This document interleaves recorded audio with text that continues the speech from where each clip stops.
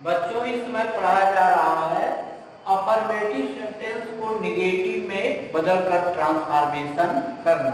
स्वीकारात्मक वाक्य होगा तो उसको नकारात्मक में बदल करके ट्रांसफॉर्मेशन बनाना है, जिसमें नियम 5 है।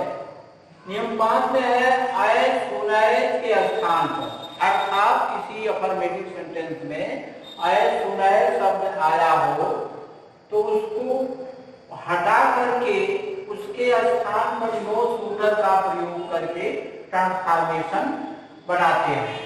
जैसे इसे उदाहरण में आप देखें, आए सुनाए आई सा टाइगर आई रैन अवे। आए सुनाए ज्यों ही, आए सुनाए मीन्स ज्यों ही मैं चीता को देखा त्यों ही मैं भाग गया।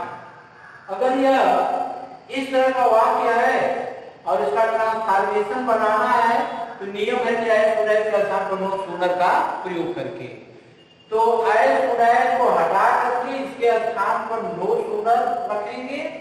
फिर इसके बाद आए सुनाए इसके बाद वाला क्लास को देखेंगे कि किस टेंस में है, तो जिस टेंस में है उसी टेंस की सहायक क्रिया नो सूनर के बाद रख देते हैं। जैसे आए सुनाए को हटा दिया तो ट्रांसफॉर्मेशन करने के लिए नो सूनर। अब इसके बाद सहायक क्रिया रखेंगे, इसके बाद सहायक क्रिया रखेंगे तो आए सुनाए के बाद जो क्लास जिस टेंस में उसी की सहायक क्रिया रखेंगे। देखिए आई सा द टाइगर, यह पास्ट इंडेफिनिट का है इसलिए पास्ट इंडेफिनिट टेंस की सहायक क्रिया डिड रख देंगे। No sooner did. फिर इसके बाद जस्ट तक वाक्य रखेंगे आई, लेकिन डिड लग जाने पर क्रिया का फर्स्ट स्थान रखा जाता है। पास्ट इंडेफिनिट टेंस में अगर डिड सहायक क्रिया लग गई तो मुख्य क्रिया का कौन था? फर्स्ट था। तो नो सूनर डिड आई सी हो जाएगा, सी द टाइगर, और कामा के स्थान पर यानी दोनों क्लास के बीच में दैन लगेगा।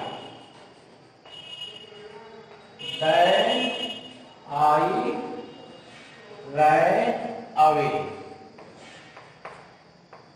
यह ट्रांसफॉर्मेशन हो गया। देखिए फिर से देखिए, अगर किसी वाक्य में आए सुनाए शब्द आया है उसको निगेटिव में चेंज करके ट्रांसफॉर्मेशन करना है तो आए सुनाए को हटा करके नो सूनर लिख देंगे।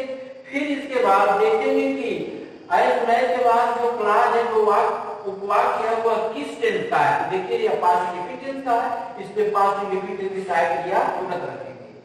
तो डिड आई डिड लग जाने पर क्रिया का सेकंड पार्ट फर्स्ट पार्ट में आ गया, सी द टाइगर, और जहां पर कामा लगा है अर्थात दो क्लास हैं, दोनों क्लास के बीच में कामा वाले स्थान पर दैन लगाते हैं तो दोनों वर्ड हुआ आई सुनाए आई सा the tiger I ran away.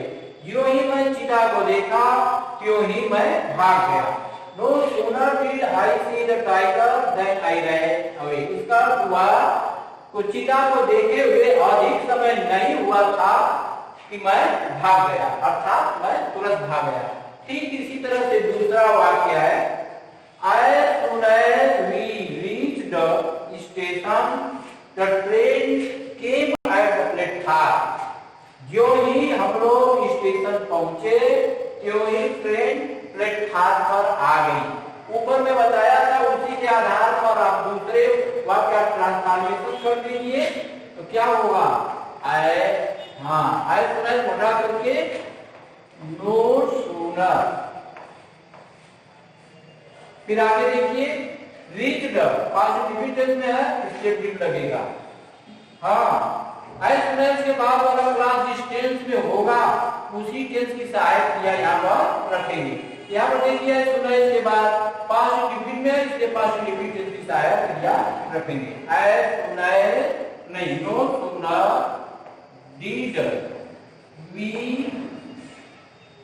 इसके बाद देखिए रीच्ड सेकंड फॉर्म है इसलिए डिड लग जाने पर रीच का रीच हो जाएगा। रीच द स्टेशन, और बताया था दोनों क्लास के बीच में अर्थात जहां काम है वहां पर दैन लगा देंगे, दैन। और दूसरा क्लास जो है 10 का 10 लिख देंगे, जैसे the train came at the platform, इसमें कोई परिवर्तन नहीं। द ट्रेन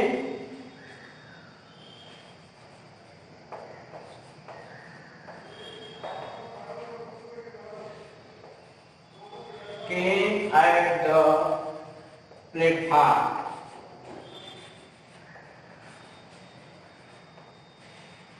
अब बच्चों अफर्मेटिव सेंटेंस को नेगेटिव में बदलकर ट्रांसफॉर्मेशन के लिए नियम 6 देखिए।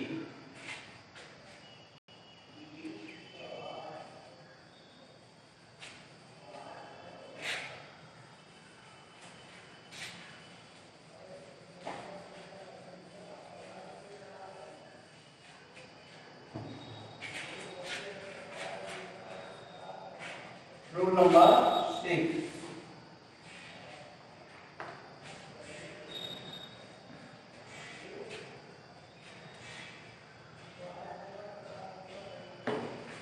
रूल नंबर 6 में कुछ वाक्य ऐसे होते हैं उसमें डिड नॉट फेल का प्रयोग करके निगेटिव सेंटेंस बनाया जाता है।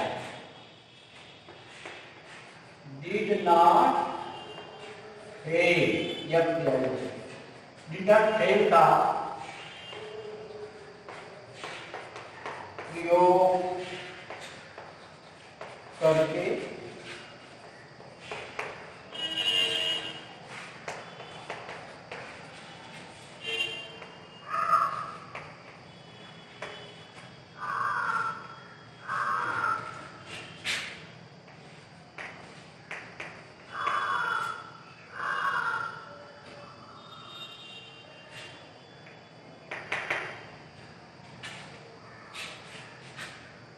एग्जाम्पल,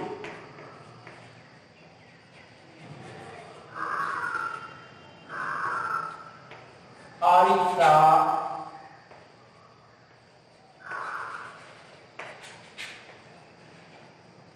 रेड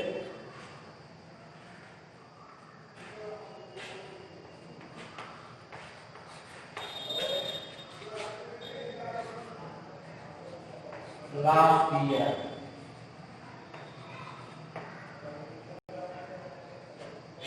देखिए, I saw the red fort last year, गत वर्ष या पिछले वर्ष मैं लाल किला को देखा। इसको निगेटिव में चेंज करके ट्रांसफॉर्मेशन करना है। कुछ लड़के इसका निगेटिव ऐसे बना देंगे कि आई did not C the red fort last year. यह निगेटिव तो जरूर हुआ लेकिन ट्रांसफॉर्मेशन नहीं हुआ। ट्रांसफॉर्मेशन में अर्थ में परिवर्तन नहीं आना चाहिए। अगर कोई लड़का इसका बना दिया कि आई did not C the red fort last year, मैं गत वर्ष या पिछले वर्ष लाल किला को नहीं देखा, और ऊपर वाक्य कि I saw the red fort last year, मैं पिछले वर्ष लाल किला को देखा। निगेटिव तो बना लेकिन अर्थ में परिवर्तन हो गया। ट्रांसफॉर्मेशन के लिए जरूरी है कि चेंज करने पर उसके अर्थ में परिवर्तन नहीं होना चाहिए। I saw the red fort last year। अब इसमें डिड नॉट का प्रयोग करेंगे। I did not, did not लगने पर सा का फंसता सी। I did not fail, I did not fail to see, सा का फर्स्ट पार्ट रहेगा सी, क्योंकि इंफिनिटिव वर्ब बना। I did not fail to see the red fort last year। दोनों का अर्थ मिलाएंगे, दोनों ट्रांसफॉर्मेशन बन गया। I did not fail to see the red fort last year। दोनों का अर्थ मिलाइए, दोनों के अर्थ में कोई परिवर्तन नहीं। ये यही जरूरी है ट्रांसफॉर्मेशन के लिए कि चेंजिंग करने के बाद ट्रांसफॉर्मेशन बनाने पर उसके अर्थ में परिवर्तन नहीं आना चाहिए। I saw the red fort last year, मैं गत वर्ष या पिछले बस लाल किला को देखा। जब ट्रांसफॉर्मेशन बनाया तो I did not fail to see the red fort last year. इसका हुआ मैं पिछले वर्ष लाल किला को देखने के लिए असफल नहीं हुआ, अर्थात देखा। देखिए दोनों के अर्थ में कोई परिवर्तन नहीं हुआ, इसलिए यह ट्रांसफॉर्मेशन जो है सही है। दूसरा, he completed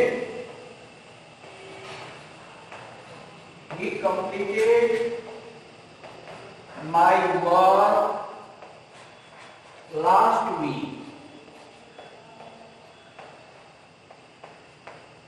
He completed my work last week. वह पिछले सप्ताह मेरे काम को पूरा किया। इसका ट्रांसफॉर्मेशन करना है तो नियम वही लगेगा कि डिड नॉट फेल का प्रयोग करके। So he did not fail। और कंप्लीटेड को इंफिनिटिव वर्ब में बदल देंगे, अर्थात टू लगाकर क्रिया का फल था। He did not fail to complete। देखिए कंप्लीटेड नहीं होगा, तो केवल क्रिया का फल था, हमेशा टू के बाद क्रिया का फल का होता है। To complete my work last week। दोनों का मिलाइए। He completed my work last week। वह पिछले सप्ताह मेरे काम को पूरा किया। जब इसका ट्रांसफॉर्मेशन बनाया तो he did not fail to complete my work last week। पिछले सप्ताह वह मेरा काम पूरा करने के लिए असफल नहीं हुआ, अर्थात पूरा किया। इस तरह से एक नियम रहा और इसके आधार पर मैं कुछ होमवर्क करूंगा।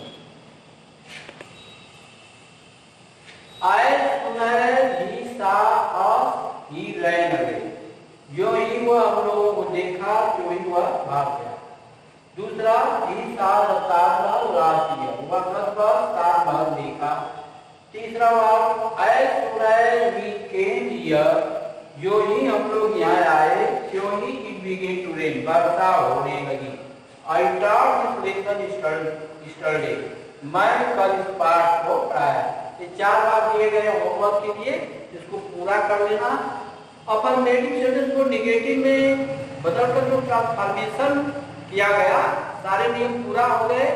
एक नियम बाकी है, उसको अगले नियम में पढ़ाया जाएगा। जब हम पढ़ाएंगे कि interchange of degrees of adjective या कंपैरिजन, उसमें एक नियम जो बाकी है पढ़ लेंगे।